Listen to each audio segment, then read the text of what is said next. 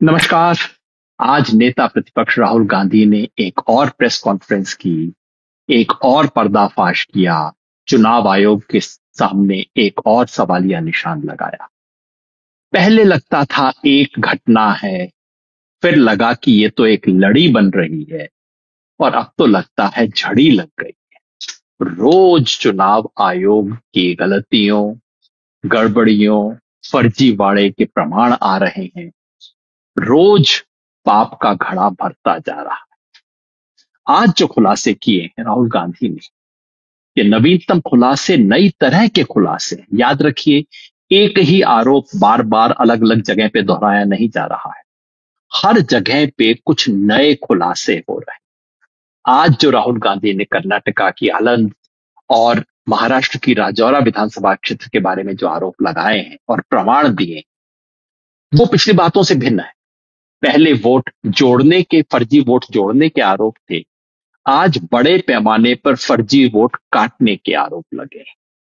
पहले मामला सिर्फ इतना था कि कुछ लोगों ने जानबूझ के किसी एक विधानसभा क्षेत्र के अंदर गड़बड़ी की है।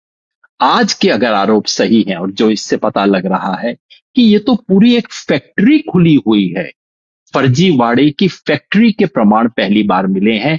यानी कि एक जगह नहीं, पता नहीं कितनी जगह इस फैक्ट्री से माल सप्लाई हो रहा होगा।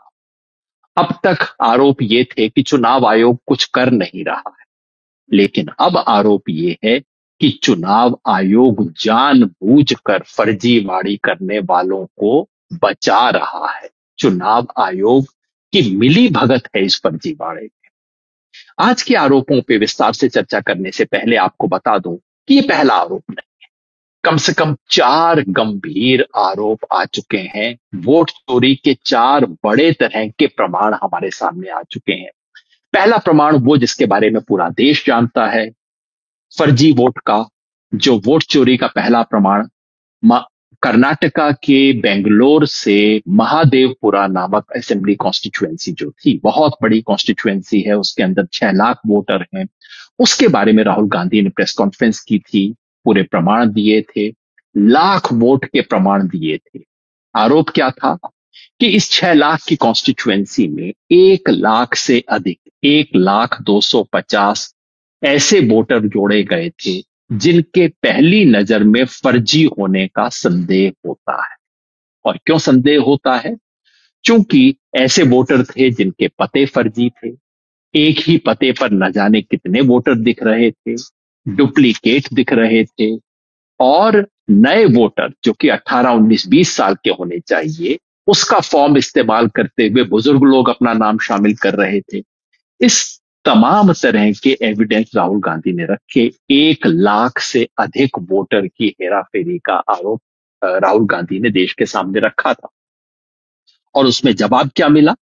जवाब मिला कि चुनाव आयोग ने पलट के राहुल गांधी से एफिडेविट मांगा। कहा, तुम एफिडेविट दो, नहीं तो देश से माफी मांगो। याद है आपको जो शानदार डायलॉग हमारे मुख्य चुनाव आयुक्त साहब ने दिए थे प्रेस कॉन्फ्रेंस के अंदर? ये हिंदी की कहावत है ना, उल्टा उल्टा चोर कोतवाल को डांटे। तो इतने गंभीर आरोप लगे, जिसके जवाब में चुनाव आयोग ने कहा, तुम एफिडेविट लाओ, हम क्या कर सकते हैं। और मजे की बात यह है कि पता लगा कि समाजवादी पार्टी ने एफिडेविट दिए थे।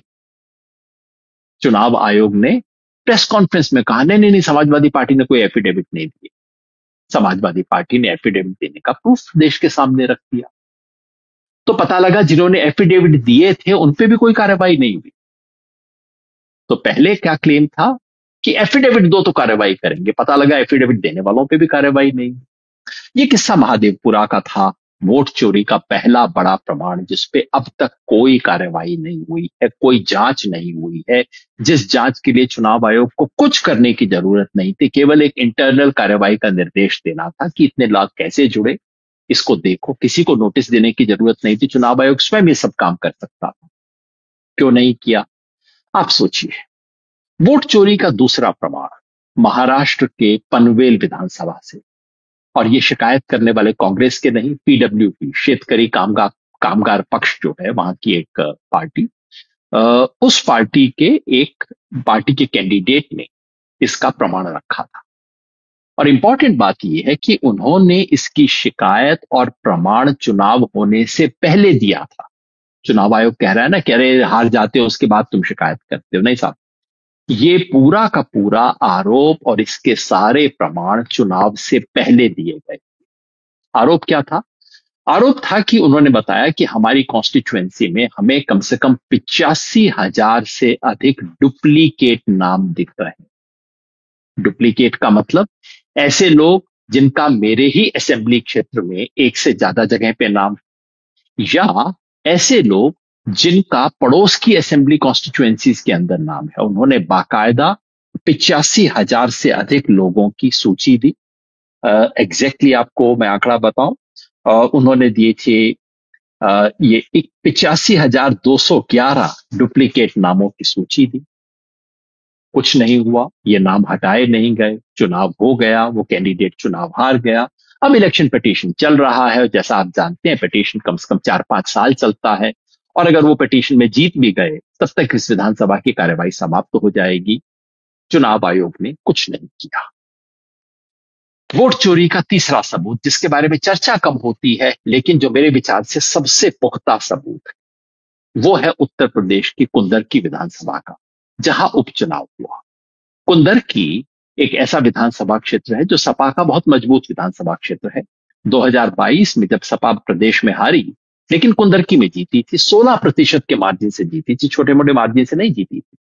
लोकसभा चुनाव हुआ 2024 में, फिर सपा यहां पे लीड की, लेकिन लोकसभा चुनाव के बाद यहां विधानसभा का उपचुनाव हुआ। और देखिए उपचुनाव के अंदर क्या अजब गजब खेल हुआ, सब कुछ पलट गया। सपा जो कि पिछले चुनाव में 16% से लीड की थी, जीती थी यहां पे 2024 में, 2022 में, वो हार गई। और हारी थोड़े बहुत से नहीं, 65% वोट से हार गई।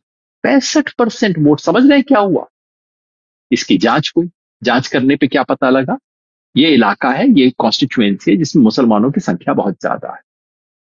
पता लगा तमाम मुस्लिम बूथों पर वोट डिलीशन हुआ था। लोकसभा चुनाव के बाद और विधानसभा का उपचुनाव होने से पहले यहां सिस्टमेटिक डिलीशन हुआ था मुस्लिम बूथों पर। यही नहीं, जिनका वोट बच गया था उनको वोट देने नहीं दिया गया। थानेदार ने, पुलिस ने धमका के लोगों को रखा, बाहर निकलोगे तो देख लेंगे तुम्हें। वोट नहीं पड़े उनके। और जो बीजेपी के स्ट्रांग होल्ड वाले बूथ थे, वहां दोनों चीजें, वहां लोकसभा चुनाव के बाद और विधानसभा चुनाव से पहले वहां दनादन वोट ऐड किए गए, ऐड भी हुए, और वहां पे मतदान भी धड़ल्ले से हुआ। तो 16% डाउन थी बीजेपी, 65% अप हो गई। ये कुंदरकी उत्तर प्रदेश का मामला है, पिछले साल की बात है, लोकसभा चुनाव के बाद की बात। चौथा सबूत है जो हम बार बार पेश कर रहे हैं आपके सामने, वो है एसआईआर बिहार। उसकी लंबी चर्चा नहीं करूंगा क्योंकि मैं बार बार ये बात कह चुका हूं। आपको सामने सिर्फ 4 बात रखना चाहता हूं। पहला, एसआईआर बिहार जो है, बहुत बड़े फर्जीवाड़े का इसके अंदर प्रमाण आए हैं। आप सबने देखा होगा, तमाम लोगों ने, यूट्यूबर ने, तमाम लोगों ने बार बार दिखाया कि बिहार के अंदर एसआईआर में बीएलओ किस तरह से फर्जीवाड़ा करने पर मजबूर हुए हैं। बीएलओ ही बैठ बैठ के लोगों के फॉर्म भर रहा है। और सब कुछ करने के बाद कितने नाम कटे? 65 लाख नाम। देश के इतिहास में इतने नाम कभी नहीं कटे हैं एक ही झटके में। 65 लाख नाम कटे हैं। आपने ये भी देखा होगा कि कटने के बाद जो ड्राफ्ट वोटर लिस्ट आई, जिसे चुनाव आयोग कहता है हमने तो क्लीन कर दिया, वोटर लिस्ट का गहन पुनरीक्षण करके अब इसमें से सफाई कर दी। सफाई होने के बाद पता है क्या हुआ? ऐसे कितने मकान हैं जिसके अंदर 10 से ज्यादा लोग वोटर हैं? ये मेरा बनाई हुई सीमा नहीं है, चुनाव आयोग की बनाई हुई सीमा है। चुनाव आयोग कहता है अगर एक ही घर में 10 से ज्यादा वोटर है तो ये शक का मामला है, इसके अंदर जाके इसकी इन्वेस्टिगेशन होनी चाहिए। आपको पता है नई ड्राफ्ट लिस्ट में ऐसे कितने लोग हैं, कितने मकान हैं? 16,90,000 से ज्यादा ऐसे मकान हैं बिहार में जहां एक ही पते पर 10 से ज्यादा लोगों के नाम है। वोटर कितने हैं? 2.2 करोड़ 80 लाख के करीब वोटर है। 2 करोड़ 78 लाख शायद वोटर हैं जो कि इन जगहों पे रहते हैं। और ये तब ऐसे मकान, जाहिर है 10 से ज्यादा वोटर होने लगभग असंभव है। 10 से ज्यादा वोटर का मतलब है उस मकान में कम से कम 20-25 लोग रहते हों। ना जांच हुई और ये आपको बताया जा रहा है कि बहुत अच्छा काम हो गया है। फिर आप देखिए, इसके बाद हमने देखा कि ऐसे कितने मकान हुए जहां जहां पे झूठे एड्रेस हैं, जहां एड्रेस दिया ही नहीं है। लाखों की संख्या के अंदर ऐसे मकान हैं। और हमने ये भी चेक किया कि जो नए वोटर जुड़ रहे हैं बिहार में एसआईआर में, इनकी आयु क्या है। महादेवपुरा के अंदर जो राहुल गांधी ने चेक किया था वो हमने इस बार चेक किया। पता लगा कि जितने नए वोटर जुड़ रहे हैं उनमें से सिर्फ 1/4 ऐसे हैं जिनकी उम्र 18, 19 या 20 है, यानी कि जिन्हें होना चाहिए था। 3/4 लोग ऐसे हैं जिनको फॉर्म 6 में होना ही नहीं चाहिए, जो नए वोटर हो ही नहीं सकते हैं। क्या फर्जीवाड़ा चल रहा है। हमने ऑब्जेक्शन देखे, जो लोग आपत्तियां कर रहे हैं। जाहिर है ड्राफ्ट लिस्ट आने के बाद आपत्ति हो सकती है, होती है। आपत्ति होने पे क्या पता लगा? आपत्ति होने के बाद पता लगा कि ये जो आपत्ति है ये खुद वही लोग कर रहे हैं जिन्होंने अपना नाम दिया था। यानी कि वही व्यक्ति जिसने 1 महीने पहले कहा था कि आप मेरा नाम जोड़ दीजिए, वही व्यक्ति अब अपने ही नाम के विरुद्ध आपत्ति कर रहा है और कह रहा है कि आप मेरा नाम हटा दीजिए इसके अंदर से। अब आप सोचिए इसके पीछे क्या खेल होगा। साधारण आपत्ति नहीं, हमने ये भी देखा कि कुल 500 जो टोटल वोटर हैं उनमें से 58 वोटर कह रहे हैं कि आप मेरा नाम जो है इसलिए हटा दीजिए। 58% वोटर हैं जो कि खुद अपने नाम पर आपत्ति कर रहे हैं, खुद 58%, एक दो नहीं। और इन 58% में हमें 555 लोग ऐसे मिले जो कि कह रहे हैं कि मैं विदेशी हूं इसलिए आप मेरा नाम काट दीजिए। सोचिए, व्यक्ति खुद कह रहा है कि मैं विदेशी हूं, मतलब कह रहा है कि मुझे जेल में डाल दीजिए। 22 लोग ऐसे मिले जिन्होंने लिख के कहा है कि मेरी मौत हो गई है, मेरा नाम आप वोटर लिस्ट से हटा दीजिए। चुनाव आयोग ने क्या किया? चुनाव आयोग ने कहा कि यह शानदार काम हो रहा है, इस जैसा तो कुछ चीज हुई नहीं है। बहुत बड़ी उपलब्धि के रूप में चुनाव आयोग ने इसको पेश किया। अब आज का प्रमाण, ये 4 वोट चोरी के प्रमाण पहले आ चुके हैं। अब 5वीं बात जो कि आज राहुल गांधी ने पेश की। आज राहुल गांधी ने जो चीज पेश की है वो कर्नाटका की एक विधानसभा क्षेत्र है आलंद, वहां के बारे में है। ये वो विधानसभा क्षेत्र है जहां पिछली बार कांग्रेस के नेता बी आर पाटिल सिर्फ 500 वोट से हार गए।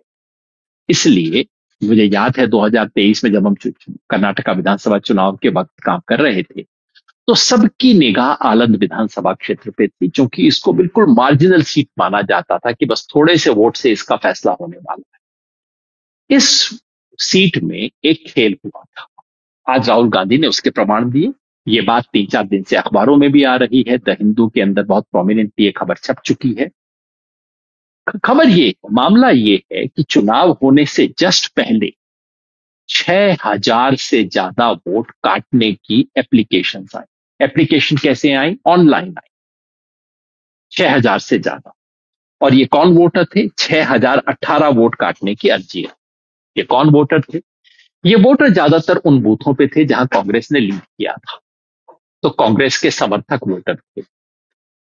और हुआ ये कि वहां एक, और उसके बाद जब अर्जी आई वोट कटने की तो लोगों को नोटिस जारी हुए कि भाई तुम्हारे नाम काटने की आई है, आपका नाम क्यों ना काट दिया जाए।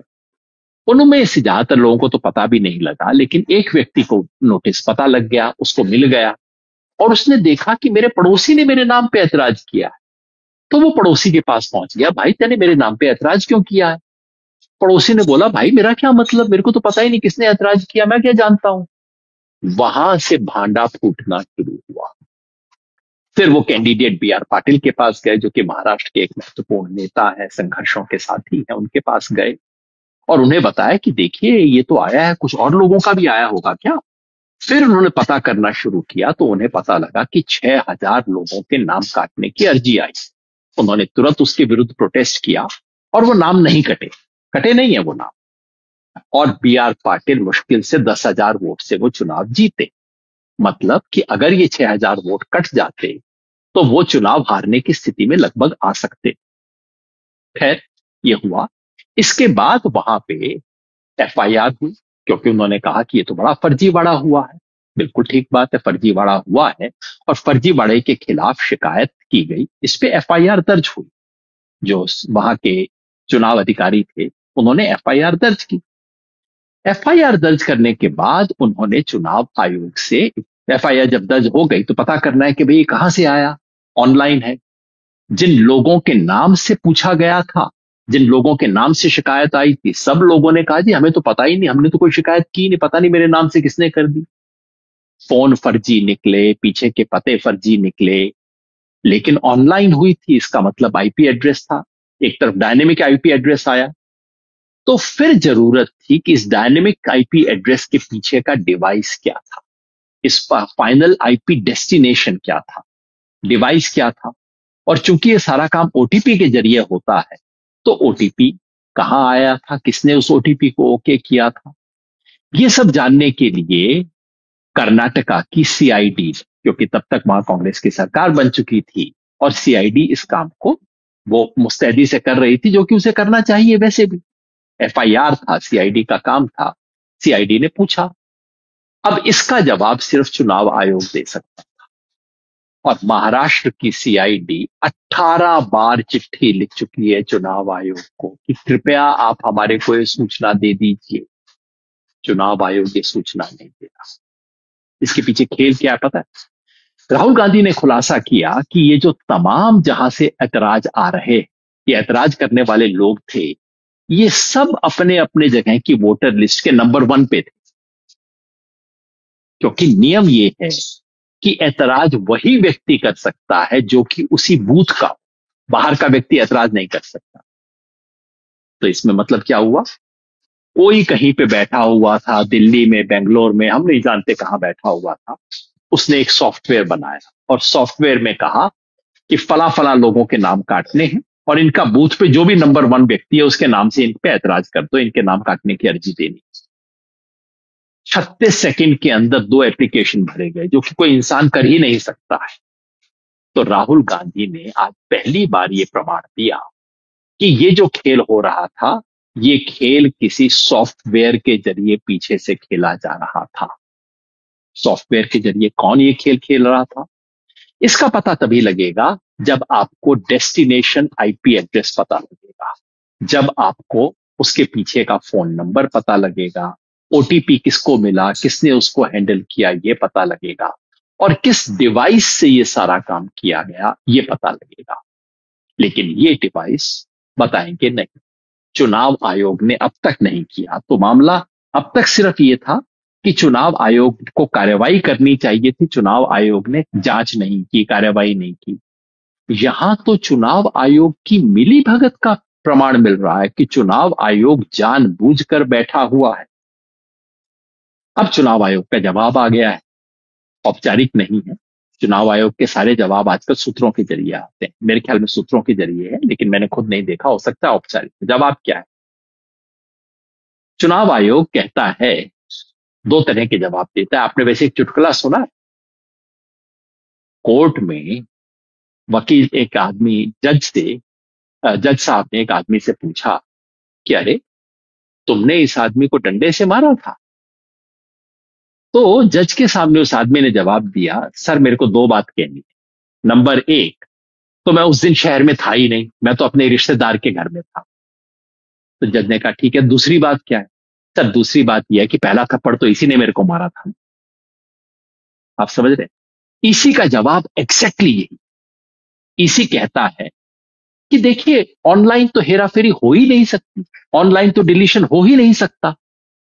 और दूसरा कहता है लेकिन एफआईआर तो हमने ही दर्ज करवाई थी ना इसके पीछे। अरे भाई, अगर कोई हेराफेरी थी नहीं तो आपने एफआईआर क्यों दर्ज करवाई? और अगर एफआईआर दर्ज करवाई तो आप काम क्यों नहीं कर रहे हैं? तो कहते हैं ऑनलाइन डिलीशन हो नहीं सकता। हुजूर, किसको आप उल्लू बना रहे हैं? डिलीशन कोई भी व्यक्ति बाहर से नहीं कर सकता, डिलीशन तो इलेक्शन कमीशन ही करेगा। ऑनलाइन एप्लीकेशन हो सकता है कि नहीं? हो सकता है। इस केस में ऑनलाइन एप्लीकेशन आया था कि नहीं? आया था, आपकी खुद एफआईआर से स्पष्ट है। क्या चुनाव आयोग ने डिलीशन की कार्रवाई शुरू की थी कि नहीं? की थी, लोग खुद अपने मुंह से बोल रहे हैं कि हाँ शुरू हुई थी। लेकिन बाद में चूंकि बीआर पाटिल ने समय पे पकड़ लिया इसलिए रुक गई। तो किसको आप उल्लू बना रहे हैं ये कह के कि ऑनलाइन हो नहीं सकता? और दूसरा, चुनाव आयोग कहता है लेकिन एफआईआर तो हमने ही दर्ज करवाई थी। बहुत अच्छी बात है, आपने दर्ज करवाई थी, यानी कि उस अफसर ने दर्ज करवाई थी जिसको ये शिकायत मिली थी। उस अफसर को धन्यवाद, चुनाव आयोग भी धन्यवाद देना चाहता है तो उसको भी धन्यवाद। लेकिन हुजूर, अगर आपने दर्ज करवाई थी तो अब आप फॉलो अप क्यों नहीं कर रहे हैं? जब आपसे वो प्रश्न पूछा जा रहा है कि भाई आप और ये बताइए किस मशीन से ये सारी हेरा फेरी हुई, वहां तक पहुंचने में हमें मदद कीजिए। आप 1.5 साल से इस सवाल का जवाब क्यों नहीं दे रहे हैं? क्या खतरा है? कौन सी मशीन है? किस हेडक्वार्टर से काम कर रही है? कहीं बहुत बड़ा खेल तो नहीं है जो कि पर्दा जो उठ गया तो खेल खुल जाएगा? कहीं ये मामला तो नहीं है? जितना जल्दी से, जितनी तत्परता से आप राहुल गांधी के सवालों का जवाब दे देते हैं, घंटे भर में बीसी का जवाब आ गया, उतनी तत्परता से आप कर्नाटका की सीआईडी का जवाब क्यों नहीं देते? तो वोट चोरी का खेल गहरा होता जा रहा है, बड़े सवाल पूछे जा रहे हैं। और अब सवाल यह आ रहा है कि ये चोरी है कि डकैती? सवाल इसलिए पूछा जा रहा है क्योंकि चुनाव आयोग जो जो सबूत चाहिए उन सबूतों पे अब चुनाव आयोग बैठा हुआ है। चुनाव आयोग राहुल गांधी से कहता है तुम साबित करो कि जो लोग फर्जी के थे उन्होंने वोट दिया कि नहीं। इसका एविडेंस तो आपके पास है, आप बैठे हुए हो, आप दो ना इसका एविडेंस, आप साबित करो ना। चुनाव आयोग कहता है एसआईआर में कि आप साबित करो कि गड़बड़ी है। अरे आप तो सूचना नहीं दे रहे, सूचना सिर्फ आपके पास है, हमारे पास तो सूचना नहीं है। चुनाव आयोग ने जितने लोगों को नोटिस दिया है उसकी कोई लिस्ट देने को तैयार नहीं। जितने लोगों का नाम ऐड और डिलीट हुआ है उसमें से आधे भी लोगों का नाम आज तक चुनाव आयोग ने सार्वजनिक नहीं किया है। आप सूचना देते नहीं हो, फिर हमसे प्रमाण मांगते हो। और यही नहीं, जनता को सूचना देने के जो नियम है वो नियम चुनाव आयोग बदल रहा है। पहले नियम था कि आप सीसीटीवी मांग सकते हो फुटेज, अब चुनाव आयोग ने नियम बदलवा दिया है ताकि आप मांग ना सको। ये क्या छुपाने के चक्कर? धीरे धीरे चुनाव आयोग के इस महान संवैधानिक संस्था, जो एक जमाने में पूरे देश के लोग सर उठा के देखते थे कि हां संस्था हो तो ऐसी हो, इस महान संस्था को की साख को आज मिट्टी में मिलाया जा रहा है। और पलट के जो लोग इसका प्रमाण देते हैं, पलट के उन पे आरोप लग रहे हैं। आज किसी बीजेपी के नेता ने कह दिया राहुल गांधी भारत में वही करवाना चाहते हैं जो कि बांग्लादेश और नेपाल में हुआ।